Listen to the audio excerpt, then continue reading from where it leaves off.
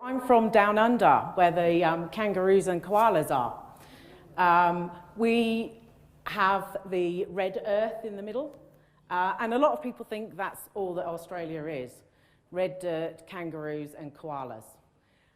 Believe me, it's a little bit more than that.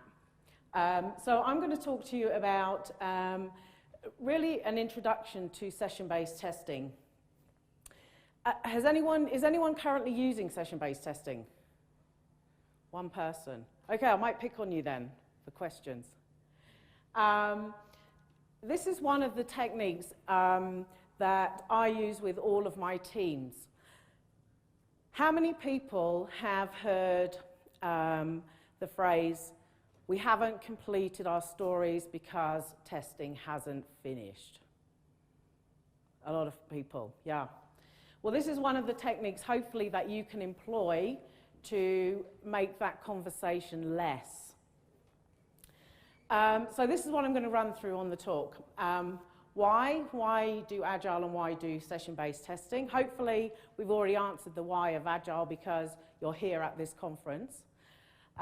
Session-based testing, what is it? What are the elements of session-based testing? So what do I need to consider when I'm doing session-based testing? How do I record it, which is on the session sheets? Very imaginative names, isn't it? It's all about the session. I want to talk a little bit about testing techniques as well. This is a bit of my bugbear. I've been in testing 25 years, so I feel that I am justified in bagging out my profession. And one of the reasons that I bag them out is professional testers should be using testing techniques. And the number of organisations that I go into to talk about testing and talk about Agile, and they cannot give me the coverage that their tests are going to provide. And that's because they are not using testing techniques. So this is not about testing techniques, but I'm just going to show you a couple, and they'll be in the slide pack. And another one of my bugbears is about metrics. So I'm going to share a couple of what I think are useful metrics. Things that I think are not useful are counting the number of test cases, counting the number of defects, because that tells you nothing about the quality of the software. So, has anyone read the World Quality Report? If you take one thing out of this talk, please go and read that report. It is fabulous. It gives lots of insights about quality, what we should be doing to introduce quality, what we should be thinking about as organisations, where are the trends, what's happening, who's doing what. So things like the digital disruption, things like cloud, things like offshoring. It's a really good report. And there's also, so there's the World Quality Report, and it's also split into different regional areas as well. So you can read about your particular regional area. So according to the World Quality Report, which had thousands of respondents, how many of those respondents, or what percentage of those respondents do you think are using Agile in their organisation? Anyone like to hazard a guess, or tell me the answer if you've read that report? 25. Wow, no, it's higher. Do you get that show here? Higher, higher, lower, lower. A lot higher. 93% of respondents said that they are using Agile in some of their projects. So that is what we've got to compete with. Our competitors are using Agile. So if you take none of the other benefits from Agile, think about that. They are investing in delivering their product in an Agile way to get faster to market, to get value, to get faster feedback on all those good things that we've been learning from all of the talks today. Another brilliant report, State of Agile Survey. Anyone read that one? No. 2 really good reports for you to read. And that backs up what the World Quality Report is saying. And at Planet, which is the organisation that I work for, we run an annual, we call it the Index. And last year's Index, Agile as a methodology had overtaken all of the other methodologies, including Waterfall, which was the second most popular. But who here has run a waterfall project as a waterfall project should be run? I bet no one.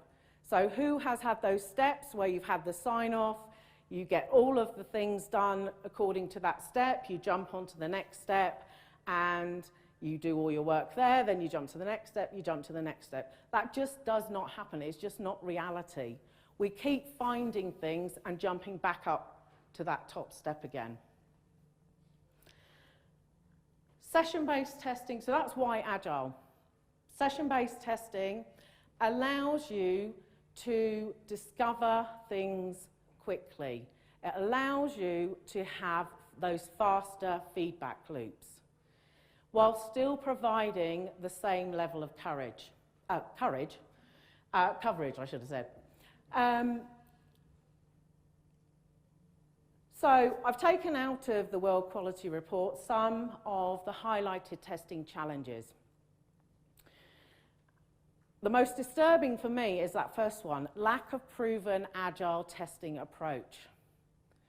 So again, I'm going to bag out us as testers.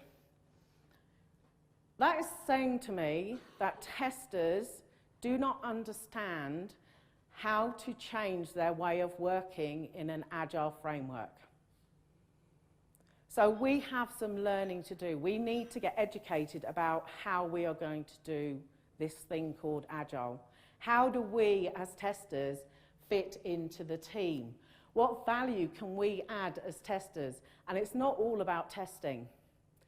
So we have some great skills around static testing, around reviewing requirements, around thinking about how those requirements can be broken down, how they can be tested, how they are measurable.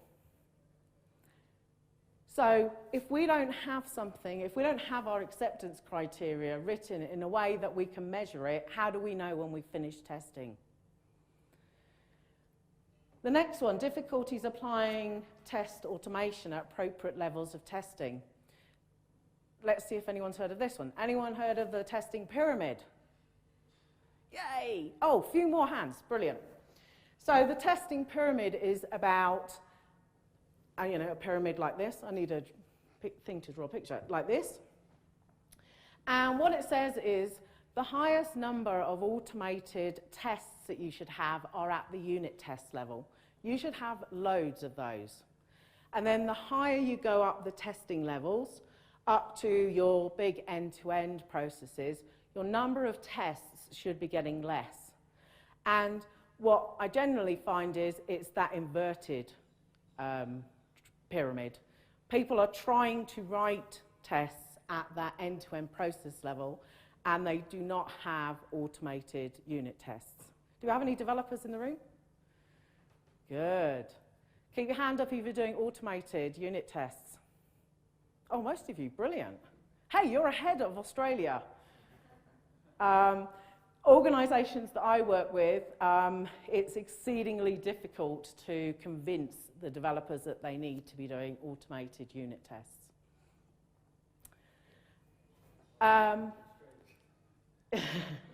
You can make a difference in Australia. You can be leading from the front. So the next two, not enough professional testing expertise. I've told you what I think about us testers, and that we do actually need to get more professional. So Doug was talking yesterday about coding craftsmanship. Well, we need a testing craftsmanship. We need to really get serious about testing and how it's going to work. And the lack of available tools to support us. So those are some of the key things that came out as far as testing challenges in the World Quality Report. So what is session-based testing? It definitely is a software testing method, and it's aimed at giving accountability to us testers while allowing us to explore the system that we are testing. Very important, that accountability word. We need to make sure that we are providing the right coverage for the testing that we are doing. And it needs to relate to the strategy that we have decided that we're going to do for our testing. Most organisations, and maybe you guys are ahead in this as well, most organisations that I work with use a risk-based approach to their test strategy. Does anyone use any other test strategy? Okay, so if you're testers in this room, go and look up some more testing strategies. There are loads. Model-based, regression, requirements. So don't just think risk-based testing is the only strategy that you need to apply. And go and think about how you could mix them, because you don't have to just stick to one strategy. So it's making us accountable. It allows us to rapidly detect defects. It allows us to be creative about our testing. So we haven't sat there ahead of time and created 500 test cases.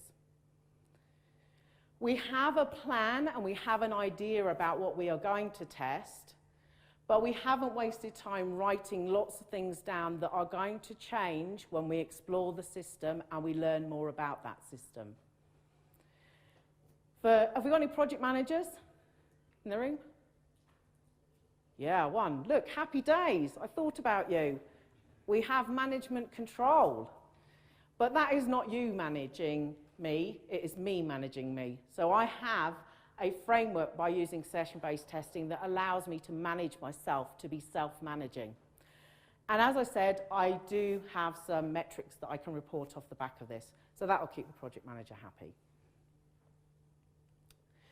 So what are the key elements in session-based testing?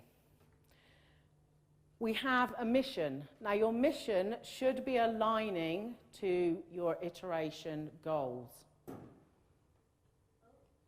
Wow. Oh, no, no power.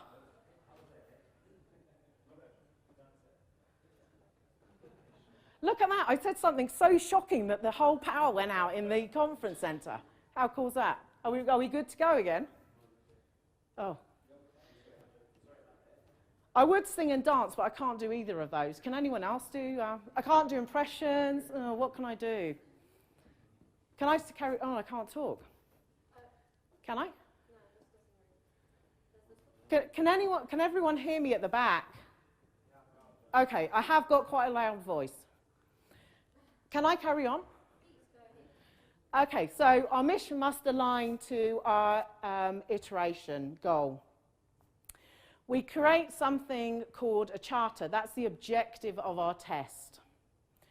We then have our session, and we report on that session. And then something that's often forgotten, we need to have a debrief about what we learned about the system. Another beef that I have is testing is not all about finding defects. Hey, yeah, great. I love my job. I get to break things every single day. As opposed to you developers that love your job because you get to create things every single day. But I get to break them. But I want to change it around. I want to say testing is not primarily about breaking things.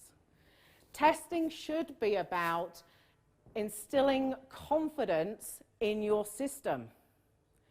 It should be providing feedback to your business person that this is good to go. This fits your intended purpose. It is the right code and it satisfies whatever it is that you have designed in order to give you value. And that's what I see as my primary role as a tester. I want to give my business confidence. I want to go back to my developer and say, Brilliant. Job well done. So let's just talk a little bit more about our mission. So it's the purpose of the session. It's why we are doing the testing. It should be aligning to your strategy. Now, I've lost my timer as well, so everything is going to pot here. But anyway, so the strategy is about what you are testing. So your mission should be aligning to your strategy. In Agile, your strategy should be a one-page document or a couple of slides. It shouldn't be that 40, 30-page monolith. Let me tell you a quick story while we're waiting for everyone to get back together. I went into an organisation. This is a banking organisation, heavily regulated, and they had started doing some testing in an Agile framework. And I went there to coach the team, and the person that was supposed to write the strategy went off sick. So they went, "Oh, Leanne, while you're here, can you just knock up a strategy for us?" Yeah, okay. I mean, luckily I'd worked with this bank for a while, so I did know a bit of background about the team. So I knocked up this strategy, which I kind of compromised, because they went, "Here's the strategy and here's the template." The template was 15 pages. It had nothing in it apart from a whole load of headings. And I went, "No, I'm not doing that." And they know me, this company, so they went, "Okay, Leanne, what are you going to do?" So I compromised. I did 5 pages. And it went round and round and round, and they went, "Oh, no, we're not going to sign this off. No, we're not going to sign this off." So I went, "Okay, why are you not going to sign this off?" And they went, "Because our compliance department are never going to agree to that strategy." So I flipped it around and I said, "Okay, if I get the compliance team to agree to this strategy, will you agree to it?" And they went, yeah, okay, thinking she's never going to get that done. So I booked an appointment, went to the compliance team and went, "Here's my strategy." I explained we're now moving to Agile and what we were trying to achieve. And walked them through my strategy. The compliance officer snatched the document out of my hand and went, "Thank goodness, someone understands what information we need." And they signed it on the spot, and I walked out of the office. So, you can challenge some of those things. Oh, I'm having all the challenges today, aren't I? Hey, good job I'm Agile and I can cope with it. So the charter, this is the objective of your test. So these should be prepared ahead of time. So this is almost your test plan. They should be aligning to your testing tasks on your task board. However, they are not fixed in stone. Neither is your strategy, by the way. They're not fixed in stone. So as you learn things, please feel free to go and update them. Now we come to our session, hence why it's called session-based testing, strangely enough. So the session is an uninterrupted period of time. I want to stress uninterrupted. No phone calls, no emails, no going off and chatting to your mates or making a cup of coffee. It's an uninterrupted period of time, a mini time box, if you like, where you are committing to executing this charter, whatever you've decided. And you need to then start exploring ideas. So you might have already come up with some ideas as part of your planning, but start with those, but don't be afraid to experiment. If you find a defect in a certain area, there are going to be more defects in that area. So even if your session doesn't say do more testing there, I would advise that you do. So look for things like defect clusters. And we write down what we have done, or change what we have done if it's we had some plans in there. A couple of things, I think someone mentioned heuristics. Is that person in the room? Yeah, you mentioned heuristics previously. They're a great source of information for creating your test ideas. Also, defect taxonomies. Does anyone use those? Yeah, there's loads out there to help you to create your tests. One of the defect taxonomies that I use is accessibility taxonomies. Oh yeah, wow, I'm back. Defect taxonomies relating to accessibility. Who does accessibility testing here? No, that's scary. Do you know your company can be sued now if your website or your mobile app is not accessibility compliant? There's a big court case going on at the moment with Coles Supermarket where they are being sued because their website is not accessible. I'm going to throw it in for free. This is a tidbit. W3C standards, go look them up. They're the accessibility standards. And good taxonomies on those. You can create your own. So how many organizations do you know? Oh no, I have to touch that piece of code to fulfill this user story. You get that kind of cringy feeling. That's a good thing to start writing your defect taxonomies on. The key areas in your system where defects always happen. Create them as a mind map.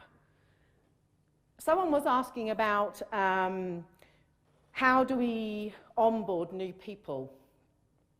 Things like defect taxonomies, mind maps of how you have done testing, they are great ways to onboard people because they're very visual, very easy to understand, and people can take those and start testing immediately. So our session report, I'm just going through a very basic one. So just to highlight, there are lots more complexities, and please feel free, if you want to have a go at session-based testing, to adapt this to your organization. So it has the charter, the areas that I've tested, notes on what I've tested, notes on the defects that I've found, any issues that I have that are still open, and they allow the tester to keep that documentation in order to support what they've done for their testing. And I'm not sure if the resolution is very good. That's what a simple session sheet looks like. So the name, the person who wrote the session sheet, a person who executed the session sheet, doesn't have to be the same person. I employ a lot of pair testing in organizations that I work for. So if you're pairing two names, the iteration, the build, the version, the configuration of your system, and then the charter, test IDs, defects, and issues. So let's look at what some examples of a charter might be. So taking a simple charter to confirm that the questions flow logically in the client index survey. So I'm sure most people have done a survey, you fill in a question, depending on how you answer that question, it comes up with a different question, or you skip questions, or you have to go through the whole survey. So some test ideas that I might think of are, for each screen or page, if it's on a website, I am going to use state transition. So you can see I make sure my testers do know their testing techniques, because state transition is a testing technique. And I am going to test all possible single transitions. So anyone picking up this is going to know exactly what I have tested. For each screen or page, I'm going to test a sample, 50% of that static content. And those rules that are behind what I see in my survey, I'm going to be using decision tables. So this is a very simple way of putting your ideas down, stating what techniques you're going to use, and any good tester should know these techniques because they're very basic techniques, and talking about how much in that area I'm going to do. Now I could have taken each screen, I could have bullet point listed all of the screens and just ticked or crossed them, depending on how much detail you want to capture. So things like, think about, is this a test I'm only going to use once or twice? If it is, write minimum things for your test ideas. Just enough for you to be able to explain to someone what is contained within your session. If you're going to use this test for regression, pair with your automation person and have them sit beside you and write the automation as you're going. So that's often an argument, oh, I need to put more information in my session because I'm going to hand it off to someone to automate. No, you're not. Get that person to sit next to you. Then you have the debrief. So what happened in the session? What did I achieve? Were there any areas that I explored that I wasn't expecting to explore? Of my charter, how much have I covered? Do I need to go back and do something else? Do I need to do another session related to that charter? And how confident now am I on that piece of software that I've tested that it's a thumbs up? These are my rants for the testing techniques. I'm not going to go through these. You can read them. So exploratory testing, again, this is a bit of my rant. You're probably thinking, God, this woman rants all the time. Yeah, I do, actually. Exploratory testing, it is not ad hoc testing. It is not sit in front of a keyboard, press any key and see whether it works. You need to plan your tests. Yes, it gives you freedom to explore and to find out and to learn about your system, but it's not just do anything. And some metrics. So these, I think, are useful metrics. So how many charters have I completed, which should relate back to the coverage of your tests, to your requirements, to your risk. And we need to be talking in terms of coverage, percentage coverage, and residual risk. You can also do some metrics around your testing tasks. Depending on how you've broken your tasks down for testing, you might have multiple session sheets relating to each of the tasks. And the final one there is about your charter and your opportunity. So what percentage of my time of my session, and your sessions, as I said, should be time boxed. So recommend between 30 and 90 minutes. I tend to go the lower level, but it's up to you. So what percentage of my charter did I cover in that 30 minutes? And what percentages was opportunities to learn new things? And what am I going to do with those opportunities? So that's your debrief. What am I actually going to do with these things that I have now learned? Am I going to do more testing in that area? So, summary, why Agile and why session-based testing? What it is, what are the elements of it? How do we capture the results? What testing techniques we should be using? So, session-based testing, we should be using all of those testing techniques, plus others. There's hundreds of testing techniques out there. And yes, we can provide some metrics, but not useless metrics like number of tests and number of defects. And I think that's it. Did anyone answer any of my questions? I have some giveaways.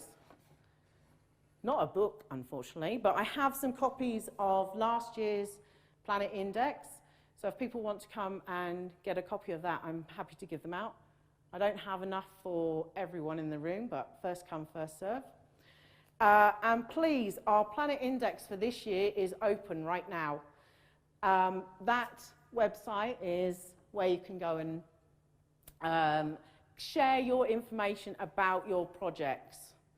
So please go to that link and put in your details so that you can influence next year the trends that are happening in software testing.